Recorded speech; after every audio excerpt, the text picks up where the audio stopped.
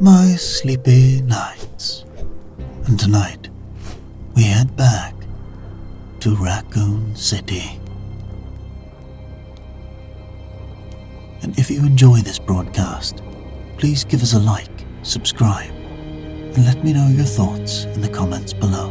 You can join us on our Patreon. Over there you get access to our Spotify playlist and early access to all these stories without the ambience at the end, and of course some extra goodies. But for now, let's get cozy and head to Raccoon City.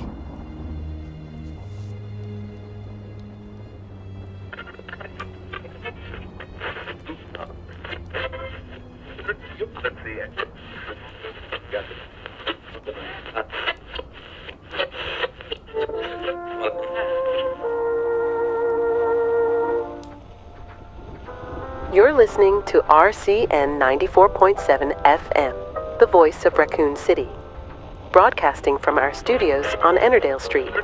The time is 2 a.m.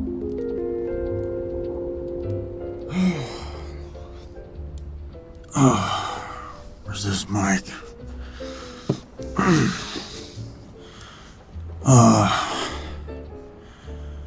I'm back. For anyone listening, God, I hope someone's still listening. This is Marcus Webb, still broadcasting, still breathing. For now. I've been off air for a little while. After those last calls, Klaus and David, I couldn't keep going. I couldn't keep listening to people dying on air. So I turned off the microphone. And I sat here in the dark. And I rationed what was left of my generator fuel. I don't know how much power I've got left. Maybe 3-4 hours if I'm lucky. After that, RCN goes dark. Permanently. No more broadcasts. No more voice.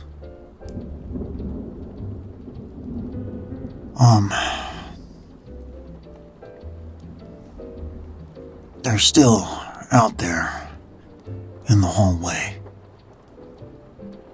I think you know who I'm talking about. More of them than yesterday. I can hear them bumping against the walls, scratching doors.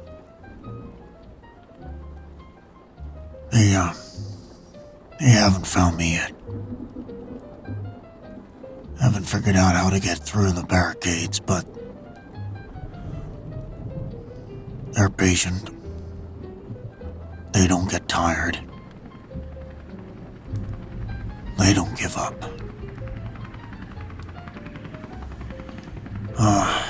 The military helicopters are still circling, still watching.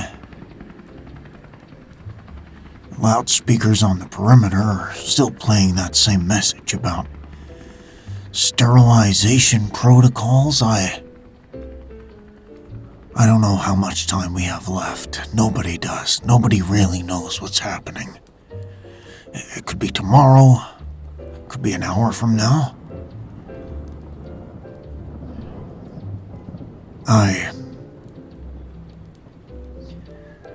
I thought about not coming back on air.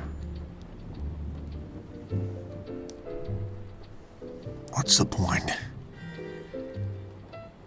Everyone who just calls ends up dead. Every story I hear ends the same way.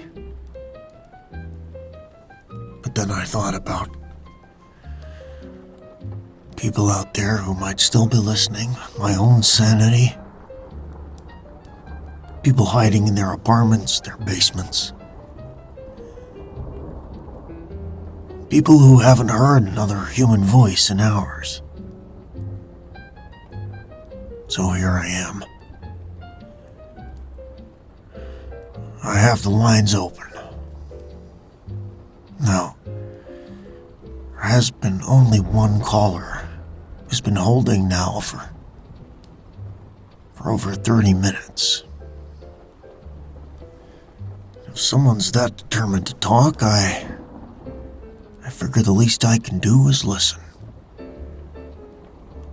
Okay. Caller, you're on with Marcus Webb. Hey, Marcus Webb.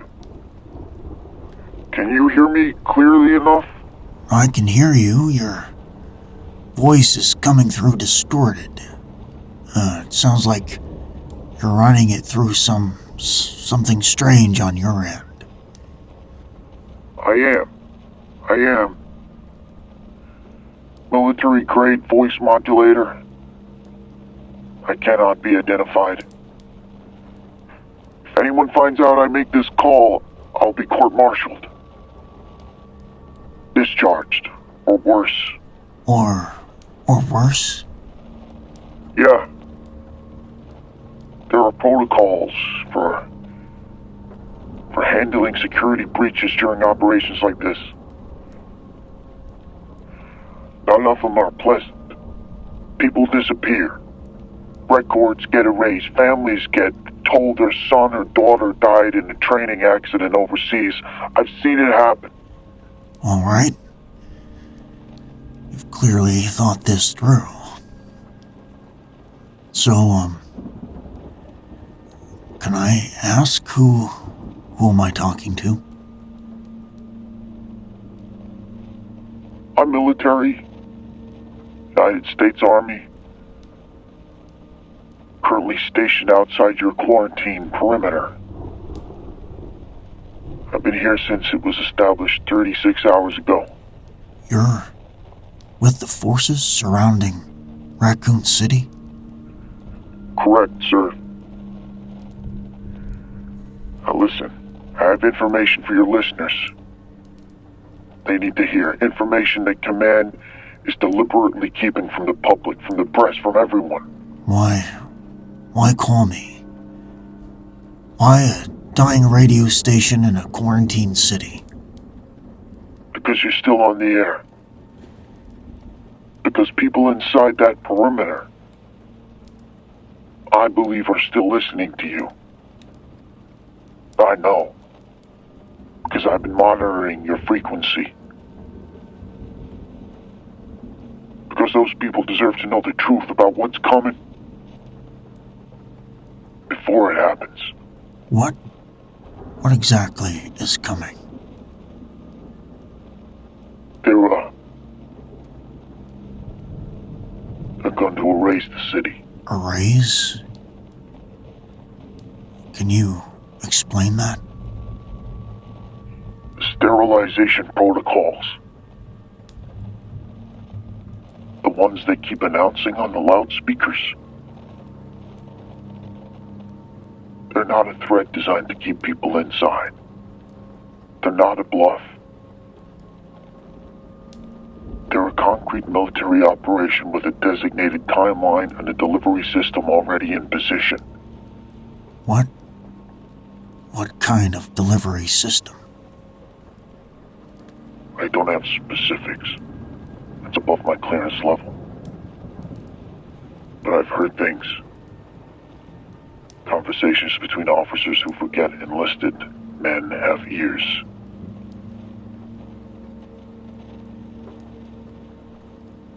The word, thermobaric keeps coming up. Whatever's coming, it's designed to ensure complete destruction. Every building leveled, every street turned to ash. Nothing left to stand. No witnesses. No evidence. Exactly. The official story will be An industrial accident. Chemical plant explosion. Something that explains the devastation without raising questions. And by the time anyone thinks to investigate there won't be anything left to find. What about the timeline? The timeline is flexible, as far as I know. That's the word they keep using in briefings. What it really means is that Command is scared. The infection rate inside the city is accelerating faster than their models predicted. Every hour that passes, the risk of a breach increases. If they lose confidence in the perimeter, even for a moment, the order comes immediately. Have there been breaches? Minor ones. Isolated infected, reaching the barriers through drainage tunnels, gaps in the fencing, old service roads. They've been neutralized. But there have also been escape attempts. Civilians trying to get out. What happened to them? Early yesterday morning, Western Checkpoint. Station wagon came down the access road doing maybe 60 miles an hour. Family inside. We found out later it was a husband and a wife and 2 teenage daughters. They'd been hiding in their attic for almost 24 hours. And finally, they decided to make a run for it. And did they get through? They didn't even get close. The checkpoint commander gave one warning over the loudspeaker. Stop your vehicle immediately or we will open fire.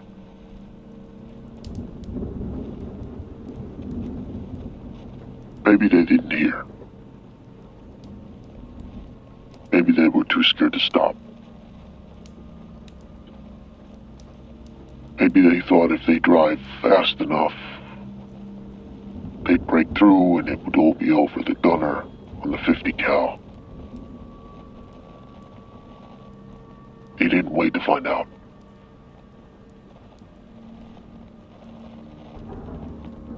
Car caught fire after the second burst.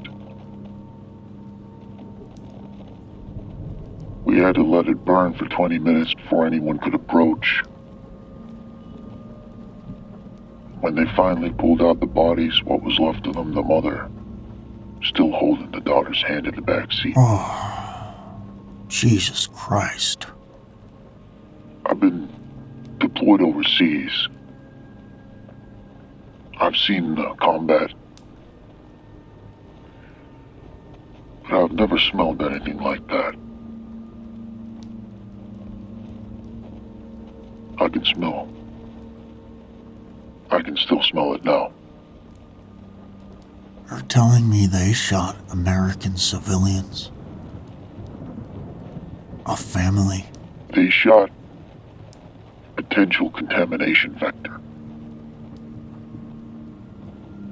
That's the language being used. Vectors, containment, acceptable losses. Nobody says people anymore. Nobody says family or children or innocent. The moment those words enter the conversation, someone might hesitate. Hesitation gets people killed. That's what we're taught.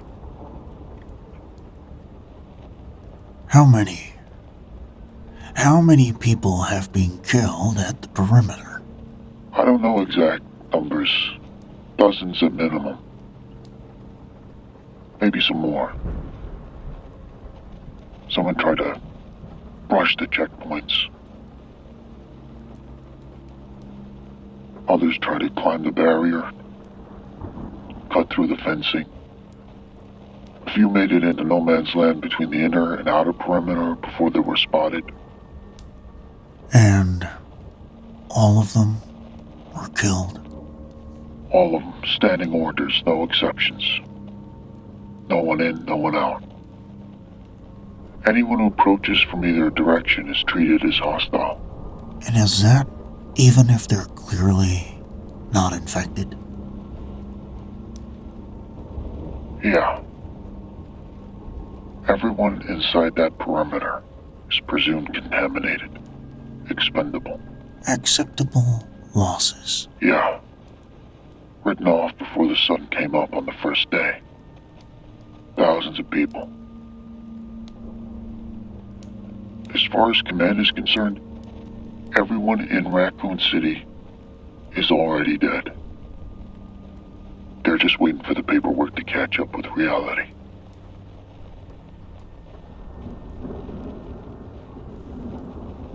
And the military is just okay with this. Not all of us. There are factions. Officers who think we should be sending in extraction teams. That we're abandoning citizens. But those voices are being overruled. Umbrella Corporation has representatives in every command meeting advising, pushing for containment over rescue, making sure this ends in a way that protects their interests. They're terrified. If survivors escape, if evidence reaches the media, if the truth about what they did becomes public knowledge, Umbrella is finished. Criminal charges, congressional investigations, lawsuits that would bankrupt them 10 times over. They'd rather see 100,000 people incinerated than face accountability. And the government's letting them call the shots. Umbrella has classified contracts with the Defense Department. Bioweapons research going back decades. The government is complicit in this. It has been for years. They can't expose Umbrella without exposing themselves. So, everyone inside the city dies to protect the cover-up. Yes. Yes, that's right.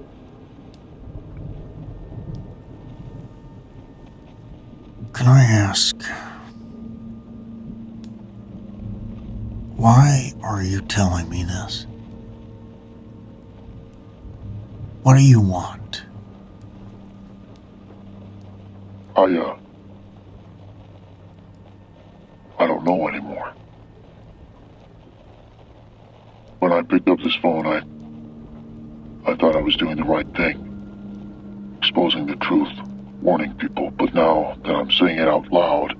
It doesn't feel like enough? No, it doesn't.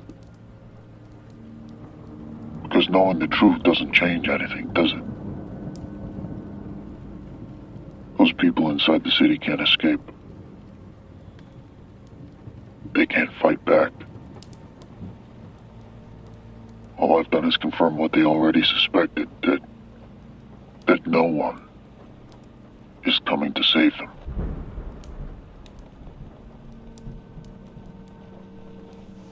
I get the sense that there's something else. Something you're not telling me. What do you mean? Well, I've been doing this show for 8 years. I've talked to thousands of people in the middle of the night. I know what it sounds like when a person is holding back. Is there anything you're holding back? We're all gonna die here anyway. I've been listening to your broadcasts. All of them since they started. People calling in from the hospital, the ones trapped in their homes, the ones who died on the line.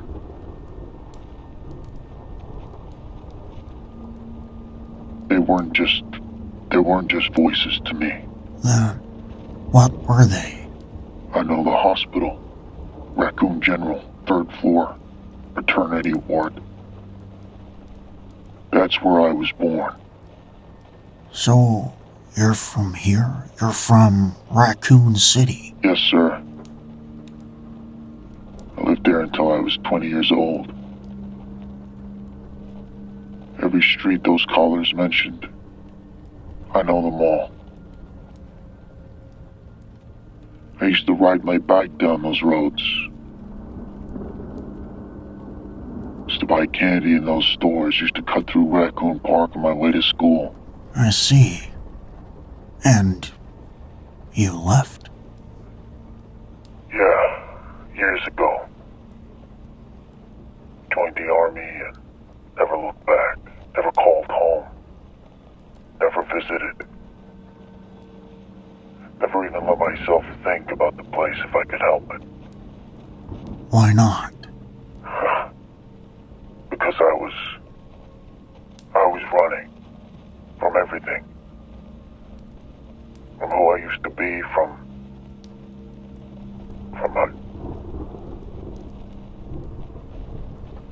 my family. When I heard Raccoon City was the target of this operation, I should have recused myself. Protocol says soldiers with personal connections to an operation shown should step back, request reassignment. Instead, I volunteered.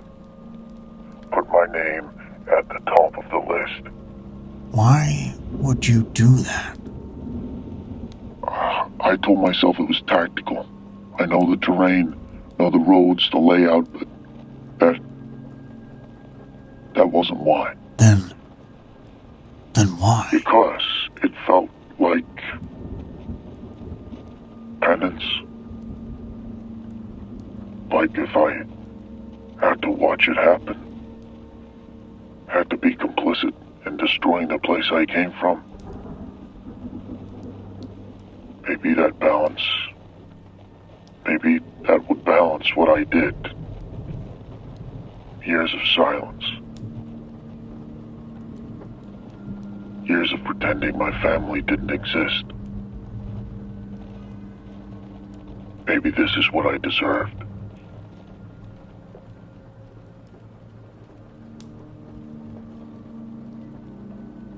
But I can't do it, Marcus. I thought I could. Thought I'd made peace with it, but standing out here, watching my city burn, hearing those people die on your show, I can't stop thinking about them.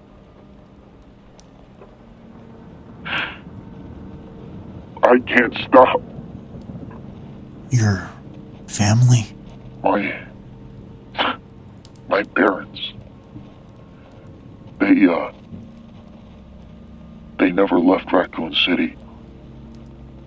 That place was their whole world, and I haven't spoke to either of them in 12 years, I think. Not once. Not a single word. Why? What happened? I said things. The night I left, terrible things I've never been able to take back, and instead of apologizing, instead of trying to fix it, I just disappeared. Built a whole new life pretending they didn't exist. And my mother tried to reach me for years, letters, phone calls, messages through relatives. I ignored all of it. My father, we haven't exchanged a word since that night. Hell, I don't even know if they're still alive. If they're hiding somewhere scared, waiting for help. If they're already dead. Or if they're One of those things. Do you have a name? A real name? Yeah, but I can't say it over the radio. If I go dark for a couple of seconds, will you tell me it? Yeah, okay. Okay, folks. We're going dark for just a couple of seconds.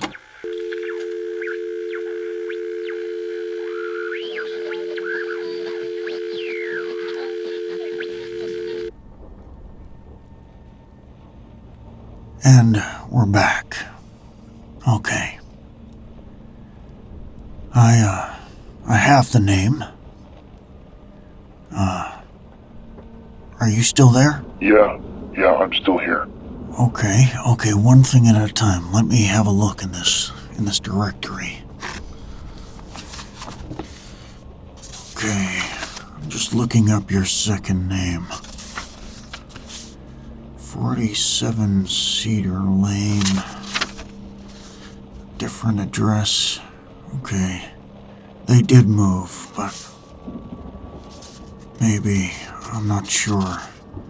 There's a phone number. Okay. I'm going to try this number. Can you stay with me on the line? I don't know, Marcus. I don't know if I can do this. Look, you've been carrying this for years. Whatever happens in the next few minutes, at least you'll know. At least you'll have tried. What if they're dead? If they're already gone? Then you'll know that too. And you won't spend the rest of your life wondering. What if they don't talk to me? After everything I did? The city is dying. Whatever happened all those years ago, this might be your only chance. Any of you has anything to say, don't waste it on fear. You don't understand. The last thing I said to my father, I told him I'd rather die than end up like him. Those exact words. In his own house, to his face. Then this is your chance to unsay it. Or at least say something else, something true. We at least have to try. Okay. I'm dialing now. I'm going to put us on a 3-way connection. You should be able to hear everything. Okay.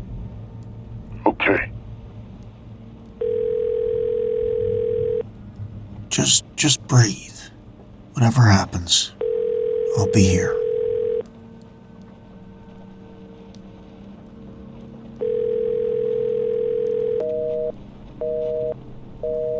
It's busy. The lines are overwhelmed. Everyone in the city is trying to reach loved ones at the same time. Can you try again, please? I will. Just give it a few seconds for the exchange to clear. Okay, it's ringing. That's good. Come on. Come on, pick up.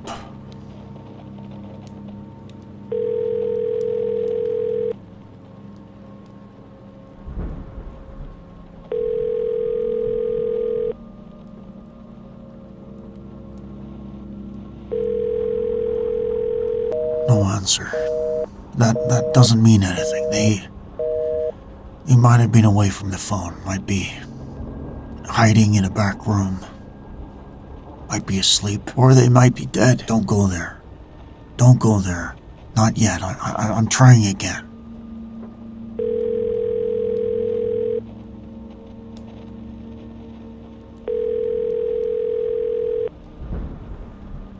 Come on.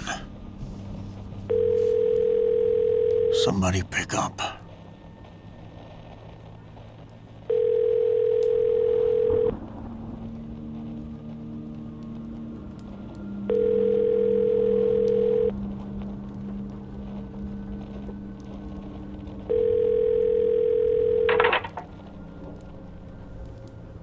Hello? Is someone there? Who is this? did you get this number? Sir, my name is Marcus Webb. I'm a radio host at RCN. Am I speaking with Raymond?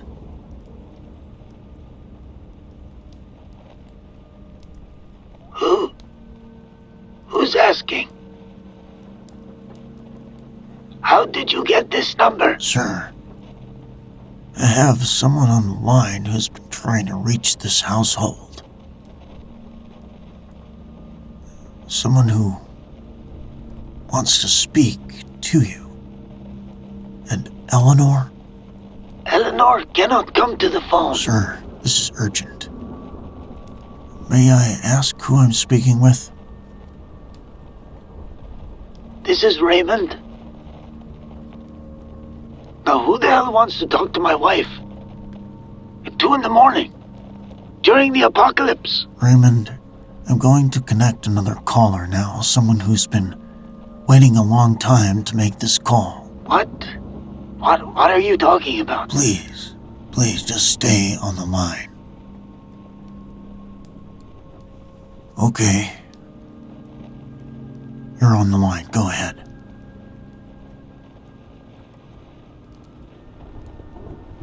Dad?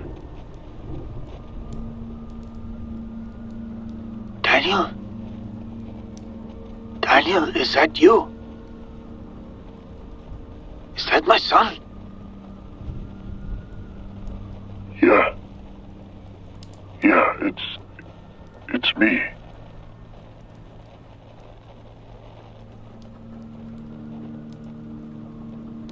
Daniel? My God. Your voice, it sounds... Yeah, I'm using a modulator.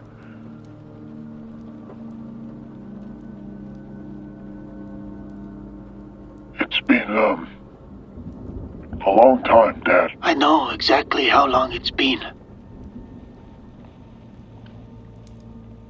I've counted every single day.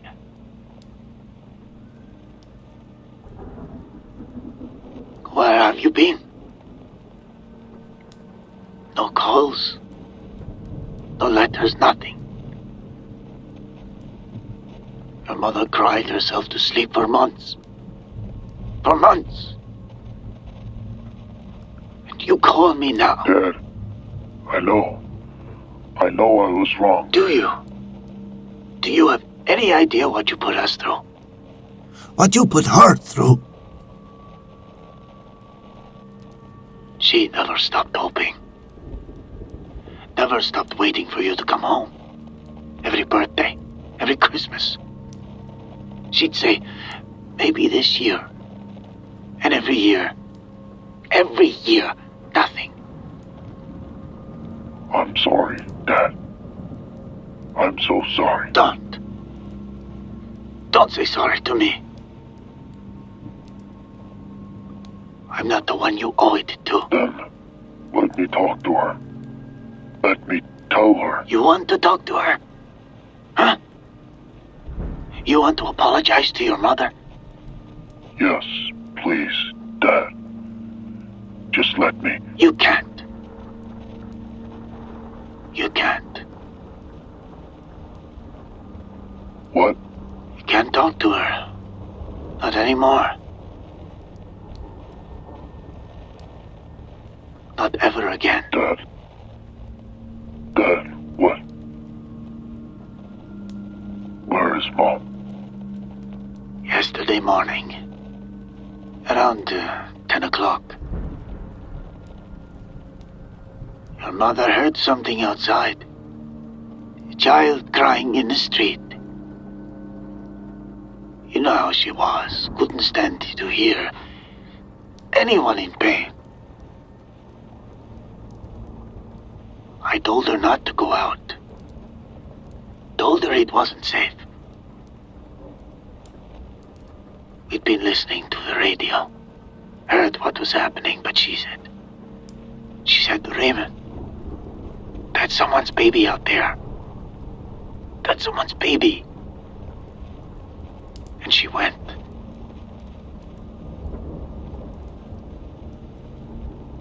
She came back.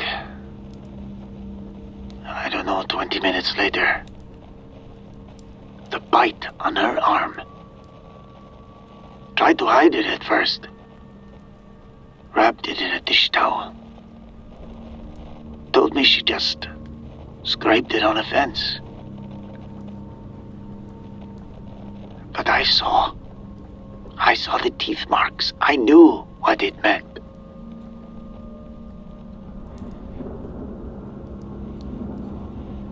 She got sick fast. There was a fever spiking within hours. By afternoon, she couldn't keep water down. By evening, she didn't even recognize me. Thought she was back in Ohio.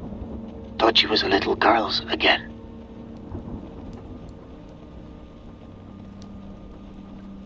And then, around midnight, she just stopped. Stopped breathing. Stopped moving.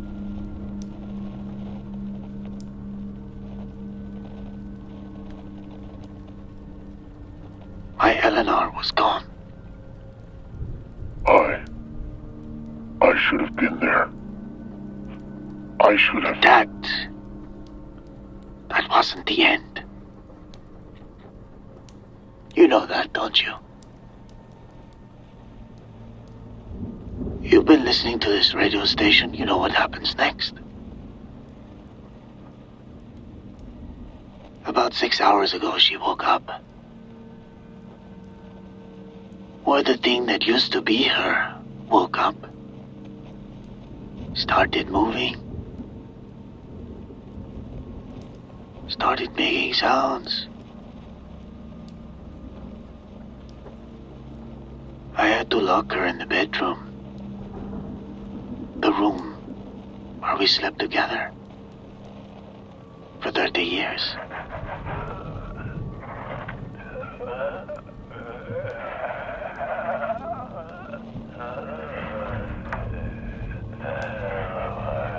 You can hear that, right? Through the radio. That sound. That's your mother, Daniel. Or what's left of her. Trying to get out. Trying to get to me.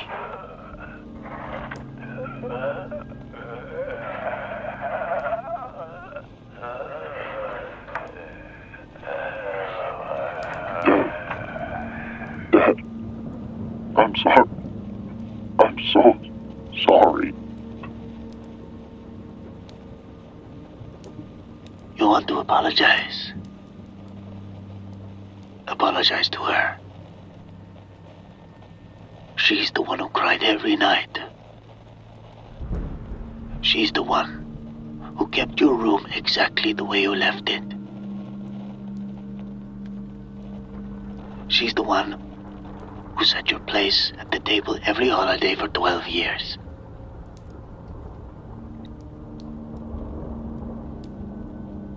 I was just angry. She was heartbroken.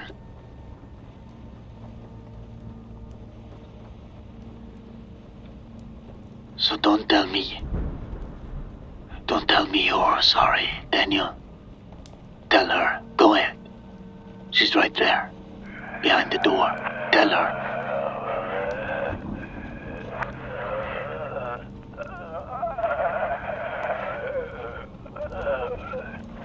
She can't hear me.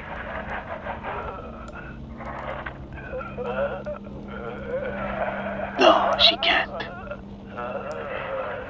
The thing in that room can't hear you, can't understand you, can't forgive you.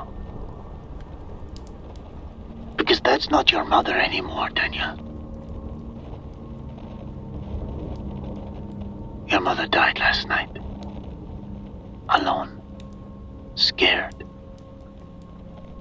Calling out for a son who never came home. The things I said, The night I left, about the town, about you, about everything. Yes. What about them? I call this place a graveyard. Said people who stayed here were too scared to want more. I said I'd rather die than end up like you.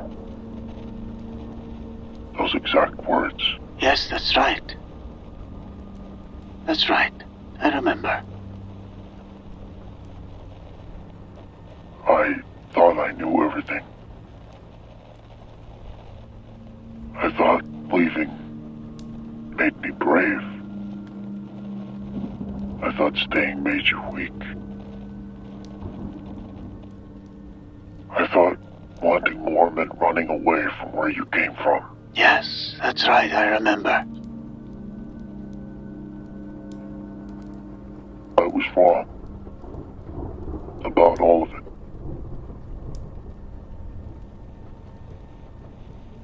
You chose to build something. A business, a family, a way of life. You chose to be part of a community, to put down roots, to mean something to the people around you. That takes more courage than running ever did. I spent years in the army, following orders, going where they send me, never staying anywhere long enough to matter. I thought that made me free. But I was just scared. Scared of commitment, scared of belonging, scared of becoming scared of becoming my father. And now, you're standing outside the city you grew up in. With a rifle in my hands. Part of the unit that might destroy it. The town I called worthless, the place I couldn't wait to escape. I might be one of the people who wipes it off the map.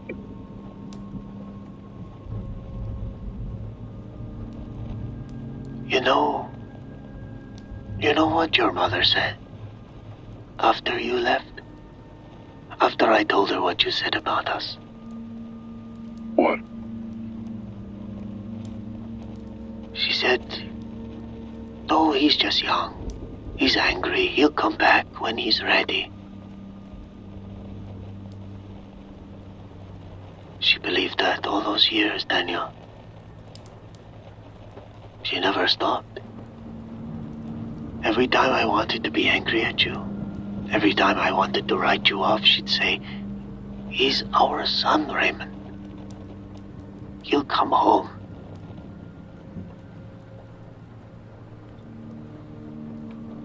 She never stopped loving you. Not one single day. I was angry, God, I was so angry for years, but Eleanor, she couldn't hold a grudge against her own son. She didn't have it in her. She kept your room exactly the way you left it. It's there right now.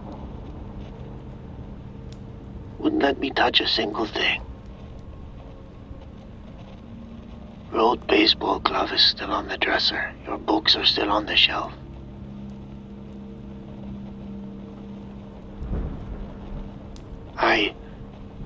I wanted to turn it into a guest room. Or storage, you know. Something useful. But she wouldn't have it. Said you might need it when you came home. Said you want to see that everything was exactly where you left it. That's what she said. You know, she wrote you letters, dozens of them. You couldn't send them because she didn't have your address. You made sure of that, didn't you? But she wrote them anyway. They're in a shoebox in the closet. Birthday cards, Christmas cards, just things she wanted you to know. What kind of things? Everything, little things mostly. She wrote about the garden. How the tomatoes came in one year. How the squirrels kept getting into the bird feeder. How she finally learned to grow roses after killing 3 bushes.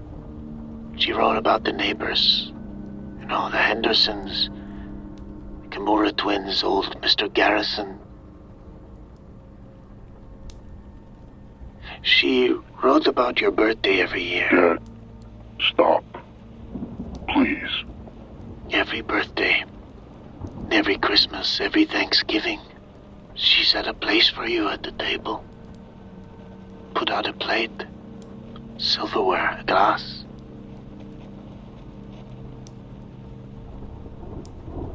Said as long as there was a place for you, there was hope you'd come fill it.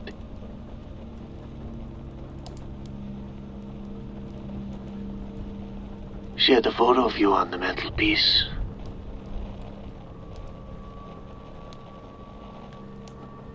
It's still there. She used to touch the photo every morning when she came downstairs. Just brush it with her fingers across your face. Like she could still feel you somehow. And I'm too late. I waited too long, and now she's... Daniel, listen to I me. killed her. I killed her by not being there. If I'd come back, if I'd called, if I'd been here when this started... No, you didn't. A monster killed her. The corporation's greed killed her. You made mistakes. God knows you made mistakes, but you didn't kill your mother, Daniel. How can you say that? After everything I did. Because she would say it. If she were here, really here, she'd say the same thing. She'd tell you to stop blaming yourself. She'd tell you she loves you. She'd wrap her arms around you. Hold you the way she did when you were small and scared. Tell you everything was going to be all right. She forgave you years ago, Daniel. Maybe the same day you left. She never needed you to apologize. She just wished that you would come home.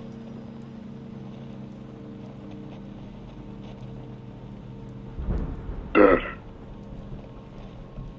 tell me, what is your situation right now? What do you mean? Are you bitten? Are you injured? How secure is the house? No, I'm not bitten. The house is barricaded pretty good. I reinforced the doors yesterday when things got bad. I've got some food and water for a few days at least. What about the bedroom door? The one where Mom is? It's solid oak, deadbolt, it'll hold. She can't get out. Good. That's good. Keep it that way. Daniel, what are you? I'm coming to get you. What? Don't be stupid. You can't get in. The I'm perimeter. military, remember? I know this perimeter better than anyone. I've studied every inch of it. I know where the gaps are. The maintenance tunnels, the storm drains. The old service roads that haven't been sealed yet. Daniel, no. That would be suicide. Maybe. But I've spent years running from you. Running from this family, running away from home. I'm not doing it again. No. You'll die. You'll die trying to get in here. And even if you make it, the whole city's going to be destroyed. You'll die Then anyway. I'll die trying to save my father instead of running away from him.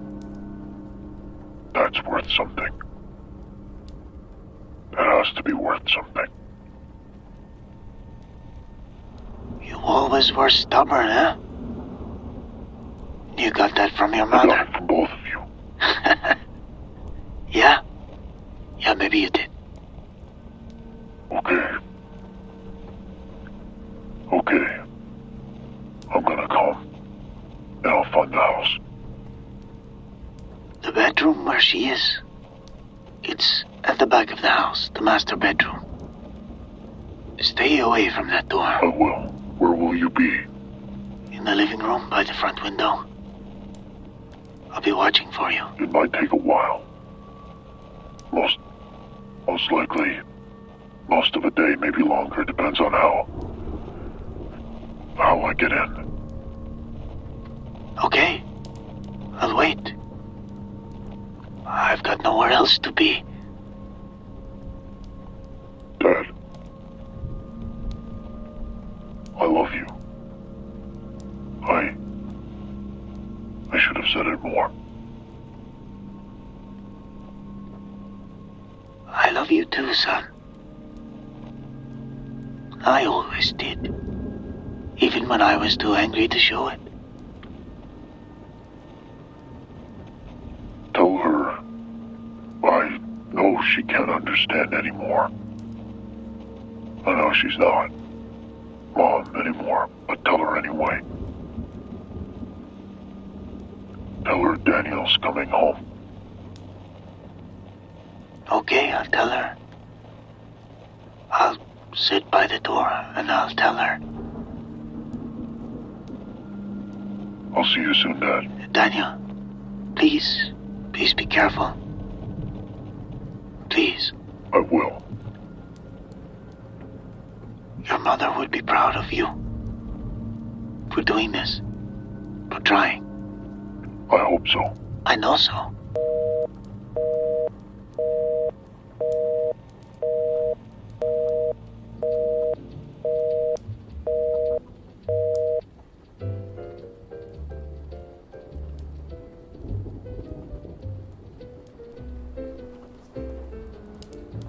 Well, I think they've both gone from the line. This is Marcus Webb, and that was something else. I've been doing this job for a long time, late night radio, talking to insomniacs, and shift workers, and lonely people. Just need a voice in the darkness.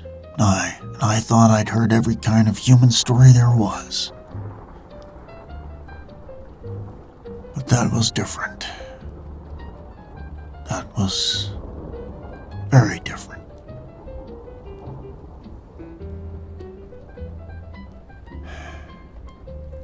Eleanor spent years waiting for her son to come home, setting a place at a table he'd never sit in, writing letters, always saying maybe today's the day. And he never came. Now she's gone, locked in a bedroom, scratching at the door. She'll never know her son finally called.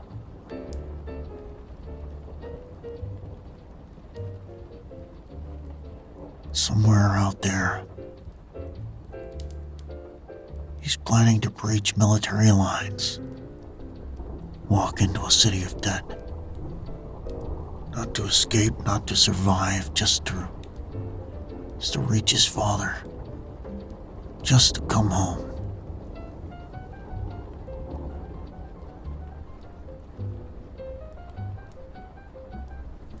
The odds say he won't make it. The perimeter is designed to, it's designed by people who understand exactly how desperate humans get. They've got thermal imaging, night vision, orders to shoot anything that moves. But Daniel knows the terrain, I guess. He grew up here. More than that, he has something that most people don't. A reason to keep going. I don't know how much longer I've got. Generators failing. They're getting closer out there. But I'm staying on air as long as I can. Daniel needs to reach his father again, I'll be here. If Raymond needs to hear a human voice, I'll be here.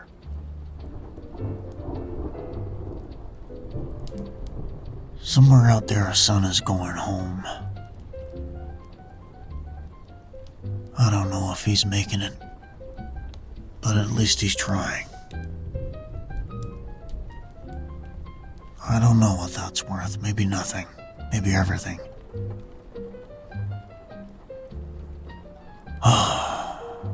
This is Marcus Webb. RCN 94.7 FM. Still broadcasting. Still breathing. For now. Stay alive out there. Keep that door locked. Keep that window lit.